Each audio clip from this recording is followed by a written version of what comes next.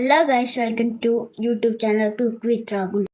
So இந்த video நம்ம என்ன பார்க்க போகிறோம்னா ஜப்பான் சிக்கன் எப்படி மேக் பண்ணுறது தான் பார்க்க போகிறோம். அதுக்கு தேவையான இன்க்ரீடியன்ஸ் என்னென்னு பார்த்தீங்கன்னா cornflour 4 tablespoon, maida 2 tablespoon, salt needed அதாவது தேவையான அளவு, pepper 2 teaspoon, butter 2 tablespoon, garlic 5, cashew 25 grams, milk half லிட்டரில் பாதி அண்ட் கோரியண்டர் லீவ்ஸ். ஸ்டார்டிங் நம்ம என்ன எதுலேருந்து ஆரம்பிக்கிறோம்னு பார்த்தீங்கன்னா 300 கிராம் சிக்கனில் சால்ட்டும் பெப்பரும் நம்ம ஆட் பண்ணுறோம். ஆட் பண்ணதுக்கப்புறம் என்ன பண்ணோம், நல்லா மிக்ஸ் பண்ணிக்கோங்க. மிக்ஸ் பண்ணதுக்கப்புறம் அந்த வெசலை ஓரமாக வச்சுட்டு சால்ட் எடுத்து அந்த கார்ன்ஃப்ளவரில் கொஞ்சம் போட்டுக்கோங்க. அந்த கார்ன்ஃப்ளவரில் மைதா வச்சுருப்போம் இல்லையா, அந்த மைதாவை தூக்கி அந்த கார்ன்ஃப்ளவரில் போட்டு நல்லா மிக்ஸ் பண்ணிக்கோங்க.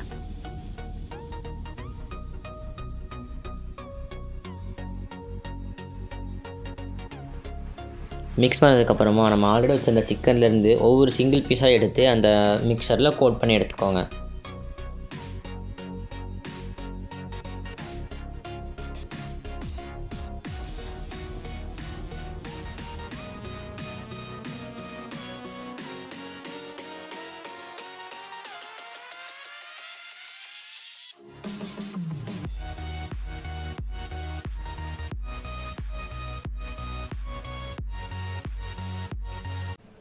கோட் பண்ணதுக்கப்புறம் ஸ்டவ்வை ஃபுல் ஃப்ளேமில் வச்சுக்கோங்க.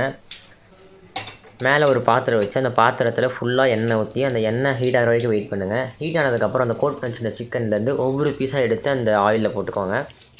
ஆயிலில் போட்டு நல்லா ஃப்ரை பண்ணிக்கோங்க.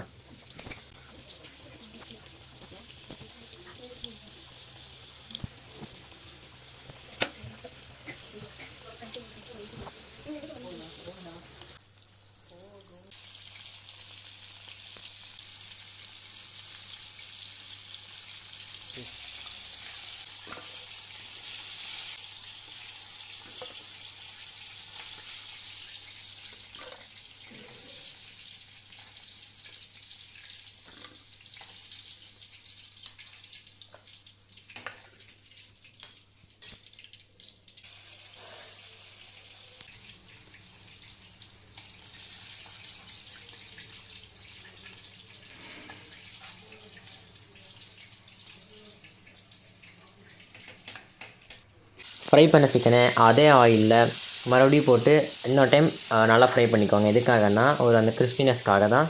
அது ஃபுல் ஃப்ளேமில் வச்சுக்கோங்க, சிம்லெலாம் வைக்க வேண்டாம். இந்த அளவுக்கு நல்லா கோல்டன் ப்ரௌன் கலரில் வர வரைக்கும் நீங்கள் ஃப்ரை பண்ணிக்கோங்க.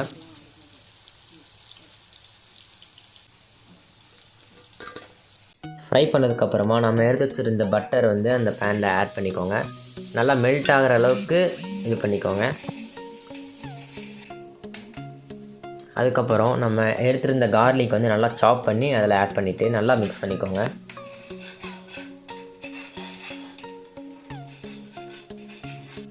நெக்ஸ்ட் நம்ம என்ன பண்ணணும்னா 25 கிராம் கேஷ்யூ எடுத்துருந்தோம் இல்லையா, அதை வந்து நல்லா பேஸ்ட் பண்ணிவிட்டு இதில் ஆட் பண்ணிக்கலாம். ஆட் பண்ண உடனே என்ன பண்ணணும்னா மில்க்கை நம்ம எடுத்து காய்ச்சினதுக்கப்புறமா இதில் நம்ம ஆட் பண்ணி நல்லா மிக்ஸ் பண்ணணும். மறந்துடாதீங்க, காய்ச்சின பால் மிக்ஸ் பண்ண ஊற்றணும்.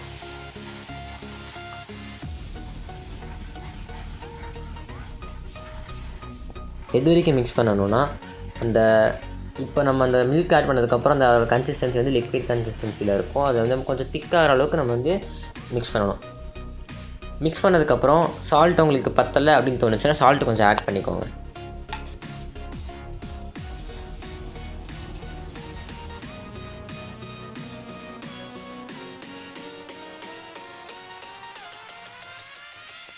நம்ம பண்ணி வச்சுருந்த அந்த இதோட கன்சிஸ்டன்சி வந்து இந்தளவுக்கு ஆனதுக்கப்புறம் ரொம்ப திக்காகக்கூடாது, ரொம்ப லிக்விடாக இருக்கும். அந்த ஸ்டேஜில் இருக்கும்போது நம்ம ஃப்ரை பண்ணி வச்சுருந்த சிக்கனை வந்து இதில் ஆட் பண்ணிக்கலாம்.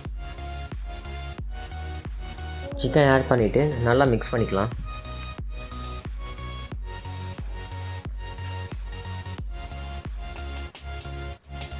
இப்போ பார்த்தீங்கன்னா நான் சொன்ன மாதிரி அந்த திக்னஸ் நம்மளுக்கு இப்போ தெரியும். அந்த திக்னஸ் வந்ததுக்கப்புறம் நீங்கள் ஸ்டவ் ஆஃப் பண்ணிக்கோங்க. ஆஃப் பண்ணதுக்கப்புறம் கோரியாண்டர் லீஃப் வந்து நம்ம மேலே ஆட் பண்ணிக்கலாம் அந்த ஒரு ஃப்ளேவருக்காக.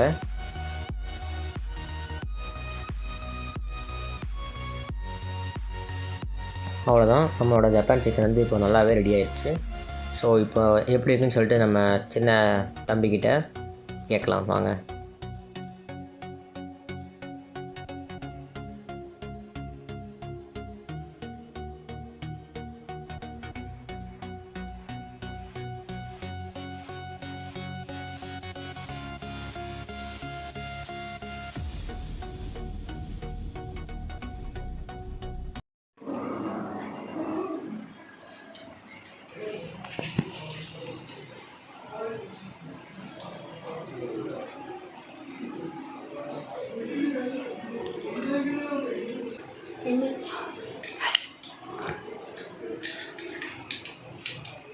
லைக் பண்ணுங்க, ஷேர் பண்ணுங்க, மறக்காம சப்ஸ்கிரைப் பண்ணுங்க.